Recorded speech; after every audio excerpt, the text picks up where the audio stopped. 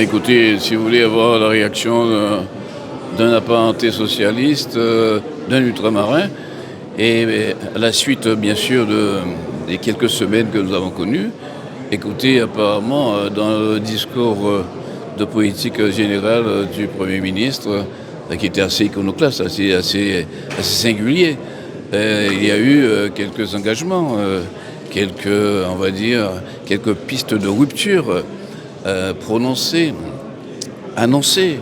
Mais vous avez remarqué aussi qu'il n'y a pas eu de détails. Et souvent, le diable se cache dans les détails.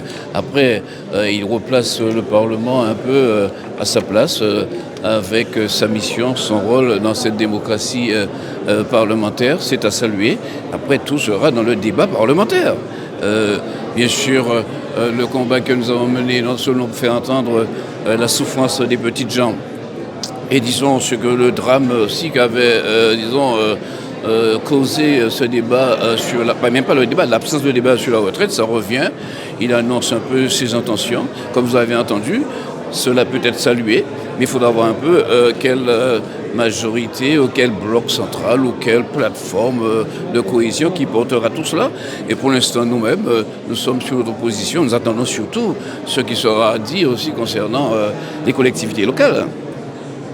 Et le PLFSS, avec tout ce qui concerne le remboursement des médicaments, ça aussi, c'est une partie de souffrance, mais nous sommes dans une situation où nous avons l'impression qu'il faut regarder un peu le discours, tel qu'il a été écrit.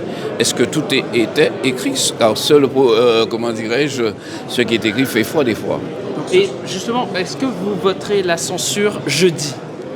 Nous avons toujours dit, et le porte-parole le dira, que nous attendions ce discours et on va l'analyser d'ici quelques temps et les porte-paroles viendront vers vous. Et pour nous, ultramarins, nous avons un gros sujet concernant la défiscalisation. Et il faudra qu'on y travaille avec Madame la ministre aussi pour obtenir aussi des victoires pour nous.